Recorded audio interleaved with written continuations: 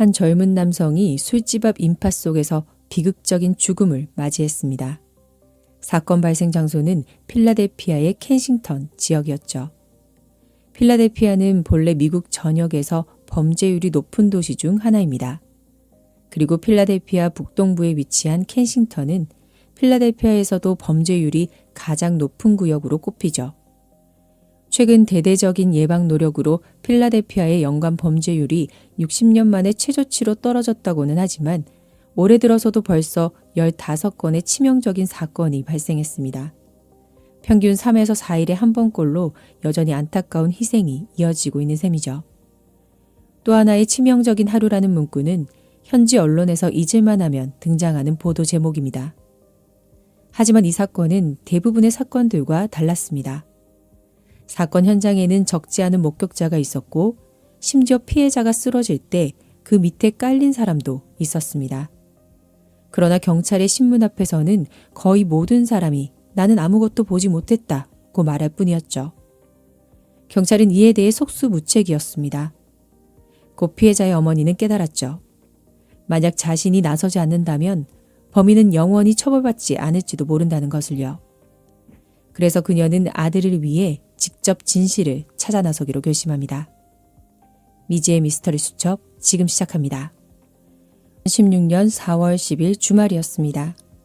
필라델피아 북부에 거주하는 리사 에스피노사는 올해 52세로 평소 바쁜 업무와 아픈 어머니를 돌보는 일까지 병행하고 있었습니다.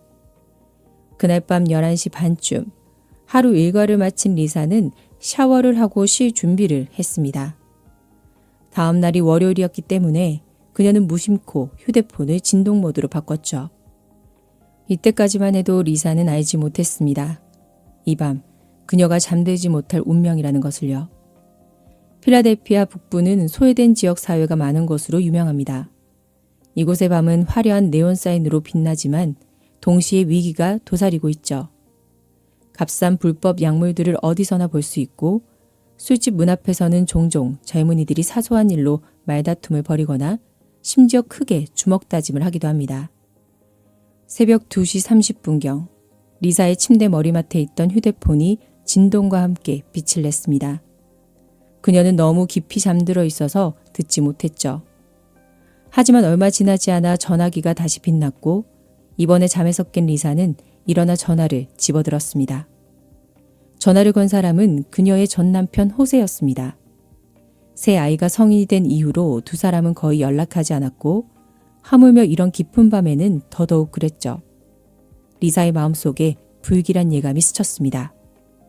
그녀가 다시 전화를 걸자 전화기 너머로 호세의 낮고 무거운 목소리가 들렸습니다. 리사, 레이먼드가 떠났어.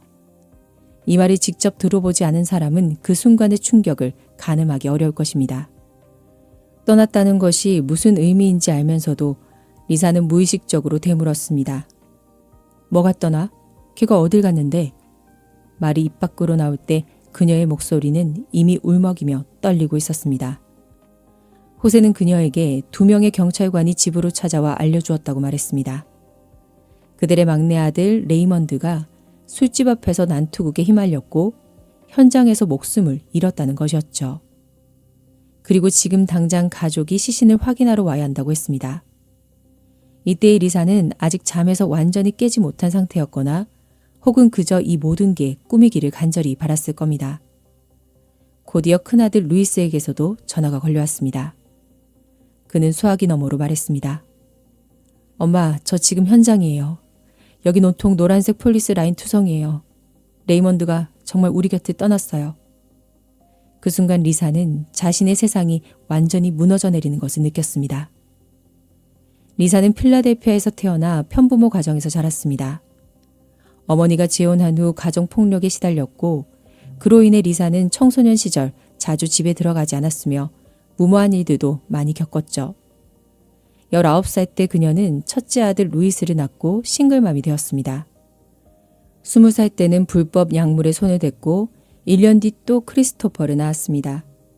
크리스토퍼는 태어날 때부터 건강하지 않았고 이 일은 리사가 정상적인 삶으로 돌아가겠다고 굳게 다짐하는 계기가 되었죠. 노력 끝에 그녀는 다시 고등학교 졸업장을 따냈고 일을 시작했습니다. 1년 후 그녀는 같은 라틴계인 호세와 결혼했고 얼마 지나지 않아 셋째 아들 레이먼드를 품에 안았습니다. 리사에게 레이먼드는 자신의 새로운 삶을 상징했습니다. 레이먼드는 세 아이 중 가장 활발하고 밝은 아이였습니다. 그의 미소는 방 전체를 환하게 밝힐 수 있을 정도였죠. 그는 종종 리사에게 이렇게 말하곤 했습니다. 만약 오늘 아무도 엄마에게 사랑한다고 말해주지 않았다면 내가 사랑해 엄마. 사건 다음 날 오전 리사와 가족들은 함께 필라델피아 법의학 사무소를 찾았습니다. 그들은 블라인드가 쳐진 창문이 있는 방으로 들어갔죠. 블라인드가 거치자 한 직원이 흰 천을 벗겨냈습니다. 리사는 단 한 번 흘끗 본 것만으로도 그곳에 누워있는 사람이 자신의 아들 레이먼드라는 것을 확신했습니다. 오기 전부터 이 결과를 알고 있었음에도 불구하고 두 눈으로 직접 마주했을 때는 거의 서 있을 수조차 없을 만큼 슬퍼했습니다.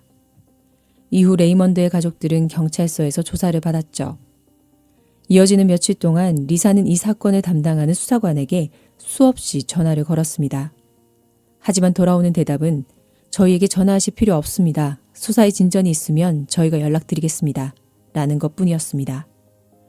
사건 발생 후 경찰은 캥싱턴 비거리와 알레게니 애비뉴가 교차하는 현장에서 꼼꼼한 조사를 진행했고 인근 CCTV 화면도 확보했습니다. 하지만 사건 당시 상황이 너무 혼란스러워 유의미한 단서를 찾기는 어려웠죠. 애가 타는 리사는 기다림 속에서 고통받았습니다. 시간이 흐르면서 그녀는 가만히 기다리는 것만으로는 문제를 해결할 수 없다는 것을 점차 깨달았습니다. 자신이 사는 동네의 범죄율이 높고 경찰의 업무량이 엄청나게 많다는 것을 알고 있었죠. 그래서 그녀는 무언가를 하기로 결심했습니다. 비록 어디서부터 시작해야 할지 전혀 알지 못했지만요. 4월 14일, 사건 발생 후 4일째 되던 날, 리사는 일을 잠시 쉬고 자신만의 조사를 시작했습니다. 그녀는 레이먼드가 사건 당일 밤 누구와 함께 있었는지 알고 싶었습니다. 그래서 전 남편 호세의 집으로 찾아갔죠. 호세는 레이먼드가 그날 초저녁에 몇몇 친구들과 함께 외출했다고 말했습니다. 그는 그 친구들 중 고나와 화이트를 알고 있었죠. 리사는 그들에게 연락해 줄 수 있는지 물었습니다. 호세는 의아하며 물었습니다. 당신 도대체 뭘 하려는 거야? 리사는 가해자를 찾고 싶었으며 그 시작은 레이먼드가 그날 밤 누구와 함께 있었는지 알아내는 것이라고 말했습니다. 호세는 아무 대답 없이 전화기를 집어들었습니다. 얼마 지나지 않아 고나가 호세의 집으로 왔습니다. 고나는 리사에게 현장에서 격렬한 싸움이 벌어졌다고 말했습니다. 레이먼드가 사람들을 쓰러뜨릴수록 그를 둘러싸고 공격하려 몰려드는 사람들도 더 많아졌다고 합니다. 당시 고나가 필사적으로 그 사람들을 밀쳐내고 있을 때 그중에 낯선 사람 한 명이 있었습니다. 그들은 단 한마디도 나눈 적이 없었고 아무런 다툼도 없었죠. 그런데 그 남자가 곧장 다가오더니 망설임 없이 방아쇠를 당겼습니다. 리사는 그가 어떻게 생겼는지 물었죠. 고나는 그 사람이 통통하고 키가 크지 않았으며 수염을 기른 짧은 머리의 라틴계 남성이었다고 말했습니다. 리사는 이 말을 듣고 그에게 애원했습니다. 경찰에 전화해 줄 수 있니? 네가 아는 걸 경찰관에게 말해줘. 고나는 레이먼드가 자신의 절친한 친구이긴 하지만 그렇게 할 수는 없다고 대답했습니다. 거리에는 거리의 규칙이 있고 모든 것은 거리의 방식대로 해결해야 한다는 것이었죠. 차라리 폭력은 폭력으로 갚을지언정 밀고자가 될 수는 없다는 것이었습니다. 리사는 말했습니다. 나는 복수하려는 게 아니야. 다른 엄마가 또 아이를 잃는 것을 보고 싶지 않아서 그래. 나는 단지 가해자가 수갑을 차고 법정에서 합당한 벌을 받는 것을 보고 싶을 뿐이야. 하지만 고나는 끝내 거절했습니다. 고나가 떠난 후 레이먼드의 형이자 리사의 둘째 아들인 크리스토퍼가 리사에게 말했습니다. 목격자들은 모두 나서기를 꺼릴 거예요. 우리 동네에서 경찰과 협조한다는 건 목숨을 거는 일이거든요. 그들은 보복을 당하거나 가족이 휘말릴까 봐 두려워해요. 참 슬프지만 그게 현실이에요. 반면 레이먼드의 또 다른 친구 화이트는 리사에게 이렇게 알려주었습니다. 자신이 휴대폰으로 영상을 찍어서 소셜미디어 플랫폼에 올렸다는 것이었죠. 리사는 이 말을 듣고 심장이 빠르게 뛰기 시작했습니다. 아들이 어떻게 살해당했는지 보고 싶지는 않았지만 영상을 통해 목격자를 찾고 더 나아가 범인을 찾을 수 있기를 바랐습니다. 영상은 매우 흐릿했습니다. 가해자가 화면에 등장하긴 했지만 카메라를 등지고 있어 후드티를 입고 있고 작고 뚱뚱한 체격이라는 것만 보일 뿐이었습니다.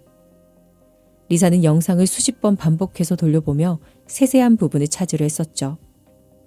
그녀는 큰아들 루이스에게도 영상을 보냈고 모자는 함께 영상의 매 프레임을 꼼꼼히 분석하며 현장의 목격자를 파악하려 했습니다. 영상 아래 달린 댓글창의 정보까지 모두 분석한 뒤 그 모든 것을 인쇄했습니다. 리사는 심지어 집안의 전용 조사실까지 꾸몄죠. 그녀는 각 목격자에 대해 찾을 수 있는 모든 정보를 정리한 다음 한 명씩 찾아낼 방법을 궁리했습니다. 이것은 분명 엄청난 작업이었습니다.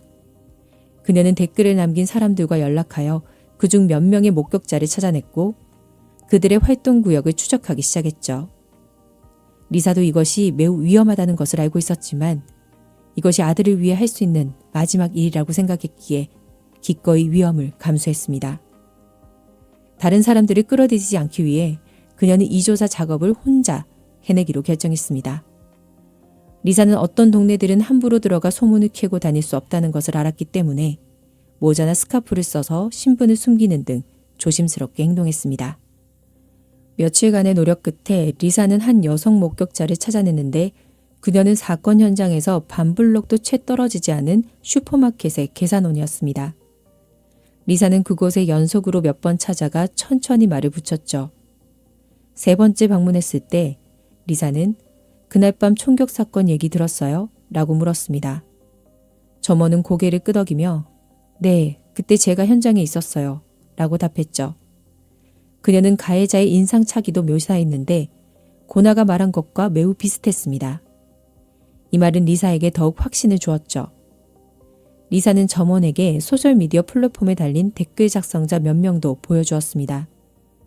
영상을 본 여직원은 다른 각도에서 찍힌 영상도 본 적이 있다며 그 영상을 찾아 리사에게 보내주었죠. 이것은 새로운 수학이었습니다.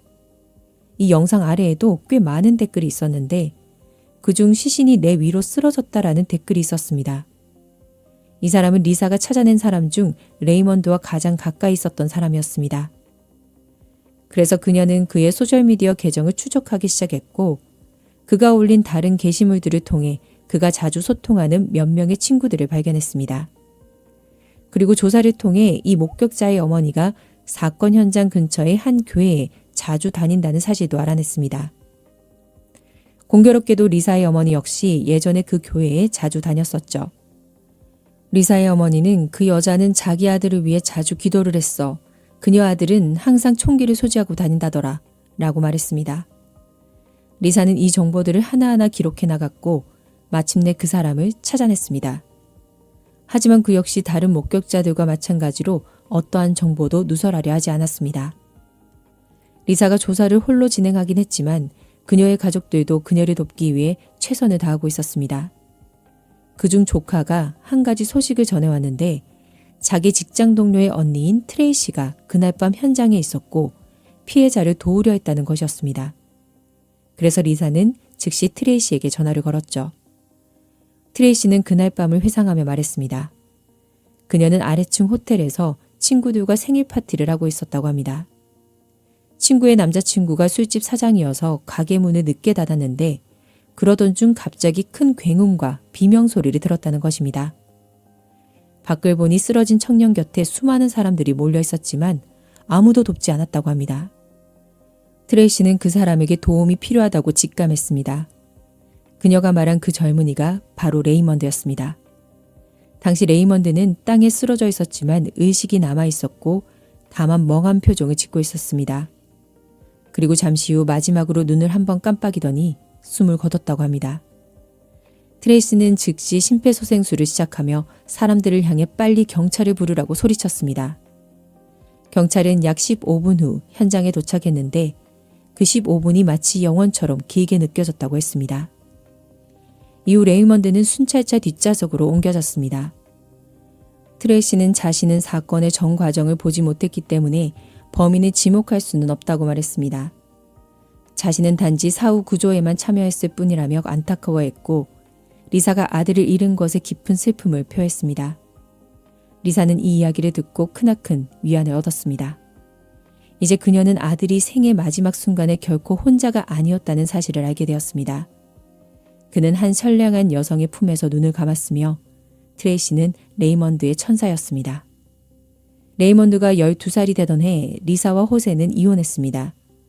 그때부터 그는 점차 가족과 멀어졌고 필라델피아 거리를 떠돌았죠. 과거 불법 약물을 판매하다 경찰에 체포된 적도 있었습니다.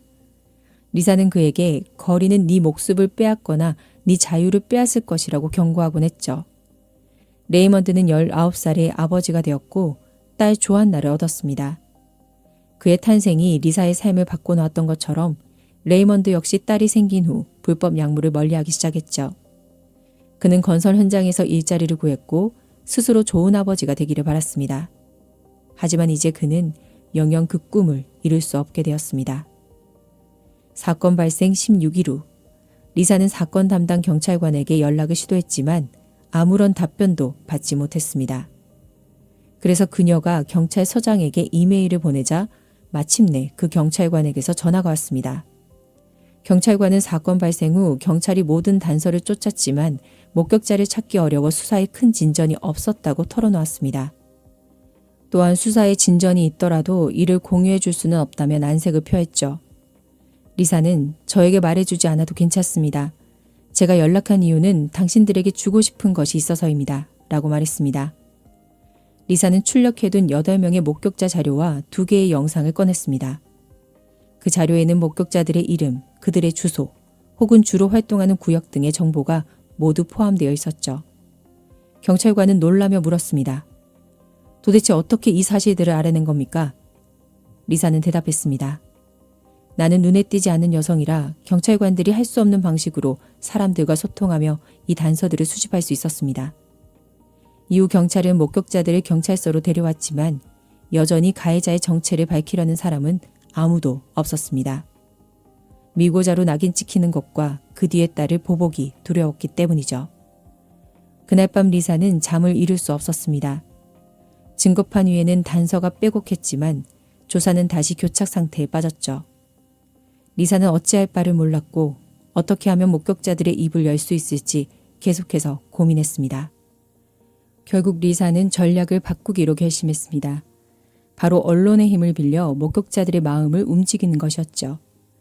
리사는 자신의 조카에게 헬렌 오바마스라는 친구가 있다는 것을 알고 있었는데 그녀는 필라델피아 인콰이어러의 기자였습니다. 헬렌은 과거 필라델피아의 범죄 문제를 여러 차례 보도한 적이 있었죠. 리사는 보도를 빌려 사건 조사를 진척시키고 싶었습니다. 다음날 그녀는 헬렌을 찾아갔고 헬렌은 리사의 비극에 마음 아파하며 이 피해자 어머니에게 깊은 감명을 받았습니다.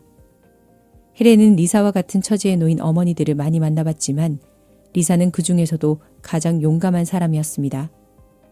그녀는 자신의 아들이 단순한 통계 숫자로 남지 않게 하려고 노력하고 있었죠. 리사는 자신이 아는 모든 것을 헬렌에게 이야기했고 자신이 수집한 모든 자료를 제공했습니다. 헬렌은 리사를 돕기로 결심하고 자신의 기사를 통해 모든 사람에게 알리기로 했습니다. 필라델피아 북부의 한 술집 밖에서 수많은 사람들이 보는 앞에서 한 남성이 목숨을 잃었습니다. 지금 피해자의 어머니가 여러분의 도움을 청하고 있습니다. 범인은 현재 도시의 거리를 자유롭게 활보하고 있습니다. 그가 당신의 아이를 해칠지도 모릅니다. 그 후로 헬렌은 리사와 계속 연락을 유지하며 리사의 이야기를 추적 보도하기 시작했습니다. 이는 다른 언론 매체와 대중의 흥미를 끌었죠. 사람들은 한 어머니의 몰입감 있는 이야기와 정의를 위해 싸우는 그녀의 용기를 들었습니다. 리사는 지역사회 사람들에게 이러한 범죄에 맞서 연대해야 한다고 호소했습니다. 보도가 널리 퍼지면서 신문사에는 몇 가지 제보와 조언이 들어왔습니다. 누군가 리사에게 로즈에게 연락해보라고 했는데 그녀 역시 사건 피해자 유족이었으며 피해자 가족들의 항의 시위를 조직할 능력이 있는 사람이었습니다. 로즈의 집은 리사의 집에서 멀지 않았고 두 사람은 비거리와 알레게니 에비뉴 교차로에서 만나기로 약속했습니다. 리사는 세 번째 횡단보도를 가리키며 슬픈 목소리로 자기 아들이 바로 여기서 피해를 입었다고 말했죠. 두 사람은 오랜 시간 대화를 나눴고 강한 공감대를 형성했습니다. 로즈의 남자친구와 남동생 모두 사건의 피해자였으며 경찰은 두 사건 모두 범인을 찾지 못했죠. 로즈는 자신들과 같은 가족들이 아직도 많으며 자신들을 위해 목소리를 내야 한다고 말했습니다. 5월 15일 리사와 로즈를 비롯한 여러 피해자 가족들이 지역사회에서 항의와 행진활동을 벌였습니다. 그중 한 어머니는 4월 13일, 즉 레이먼드가 변을 당한 지 3일째 되던 날 똑같이 아들을 잃었는데 그 사건은 지금까지 미제 상태였습니다. 이 슬픈 사람들이 함께 모였고 그들의 얼굴에는 비슷한 비통함이 서려 있었습니다. 하지만 리사의 사진과 이야기가 신문에 실린 지 며칠 후 그녀는 익명의 협박 문자를 받기 시작했습니다. 문자의 내용은 섬뜩했습니다. 네가 멈추지 않는다면 네 가족들을 찾아갈 거야. 너도 네 아들과 똑같은 최후를 맞게 될 거다. 리사의 가족들은 이로 인해 크게 걱정하며 리사에게 말했습니다. 우리는 이미 레이먼드를 잃었는데 엄마까지 잃을 수는 없어요. 하지만 리사는 단호하게 대답했습니다. 나는 멈출 수 없어. 그녀는 이러한 협박들이야말로 자신이 진실에 접근하고 있다는 증명이라고 여겼습니다. 내가 범인을 불안하게 만든 거야. 이건 내가 목표에서 멀지 않았다는 뜻이지. 협박 외에도 항의활동은 리사에게 새로운 단서들을 가져다 주었습니다. 이 단서들은 그녀를 도시의 여러 곳으로 이끌었고 타겟팅된 홍보를 전개할 수 있게 해주었습니다. 시간이 흘러 무더운 7월이 되었지만 리사와 그녀의 동료들은 발걸음을 멈추지 않았습니다. 그들은 벽에 전단지를 붙이고 우편함에 홍보물을 넣었죠. 이 과정에서 한 낯선 사람이 리사를 한쪽으로 끌어당기더니 낮은 목소리로 경고했습니다. 조심하셔야 해요. 제가 말씀드릴 수 있는 건 범인이 불법 약물 판매상이고 별명이 쥐라는 것 뿐입니다. 그는 항상 총기를 소지하고 회색 크라운 차량을 몰고 다니며 주로 7번과 2번가 일대에서 활동해요. 이 단서는 리사에게 희망의 불을 지폈습니다. 그녀는 즉시 이 사실을 경찰에 알렸고 동시에 더 많은 증거를 파헤쳐 경찰이 가해자를 빨리 체포하도록 몰아붙이겠다고 다짐했습니다. 그날 밤 리사는 홀로 차를 몰고 7번가와 6번가로 향했습니다. 이곳 역시 불법 약물 거래가 가장 기승을 부리는 위험이 곳곳에 있는 구역이었죠. 그녀는 그 회색 크라운 차량을 꼼꼼히 수색했고 범인과 체격이 부합하는 사람이 있는지 유의했습니다. 연이은 며칠 동안의 탐색이 헛수고였음에도 리사는 여전히 포기하지 않았죠. 낮에는 리사가 계속해서 시위에 참가하여 더 많은 사람에게 피해자 가족들의 처지를 알렸습니다. 그녀는 대중들에게 이러한 비극에 관심을 가져달라고 호소했습니다. 무관심이 어쩌면 더 많은 사람들을 다음 피해자로 만들 수도 있었기 때문입니다. 헬렌은 리사의 이야기를 계속 보도했습니다. 리사의 사진은 심지어 필라델피아 인콰이어러의 일면에 어머니의 사명이라는 제목으로 실렸습니다. 사회적 관심도가 뜨거워지자 경찰은 갈수록 더 큰 압박을 받게 되었습니다. 그들은 레이먼드의 사건을 특별 임무조로 이관했고 5명의 베테랑 수사관이 인계받았죠. 수사는 곧 돌파구를 맞이했습니다. 한 익명의 제보자가 전화를 통해 경찰에 핵심 단서를 제공했습니다. 리사가 제공한 다른 단서들과 결합하여 경찰은 마침내 용의자 지오바니 페랄레스를 특정했습니다. 그리고 그의 이름 첫 글자는 정확히 G였습니다. 레이먼드가 세상을 떠난 지 꼬박 6개월이 되던 날, 리사는 처음으로 경찰로부터 문자 메시지를 받았습니다. 우리는 용의자 지오바니를 특정했습니다. 그는 이미 체포되었어요. 그의 거처 역시 압수수색을 마쳤고 검사가 공식적으로 그를 기소했습니다. 그 순간 리사의 마음속은 불이 지펴진 듯했고 벅찬 감동과 안도감이 교차했습니다. 눈물이 왈칵 쏟아져 내렸죠. 그녀는 기다릴 새도 없이 이 소식을 모든 가족, 친구 그리고 자신과 나란히 항쟁했던 동료들과 공유했습니다. 2019년 10월 1일 50번에 걸친 길고 고통스러운 재판 끝에 마침내 정의의 종소리가 울렸습니다. 지오바니 페랄레스는 3급 살인 혐의로 28년 징역형에 처해졌고 14년간 가석방이 불어대었죠. 법원의 판결문은 차갑고 무거웠지만 리사의 상처에 한 가닥 위안을 가져다 주었습니다. 레이먼드는 그린마운트 묘지에 안장되었습니다. 그의 미소는 영원히 리사의 기억 속에서 정지되어 남았습니다. 이날을 위해 리사는 3년 반을 분투했죠. 정의의 시련은 비록 늦어졌지만 아들의 묘비 앞에 선 리사는 마침내 길고 고단했던 싸움의 갑옷을 벗을 수 있게 되었습니다. 그대는 묘비를 가볍게 어루만지며 낮은 목소리로 속삭였습니다. 엄마가 해냈어. 오늘 이야기는 여기까지입니다. 구독과 좋아요, 댓글은 늘 큰 힘이 됩니다. 다음 시간에 뵐게요.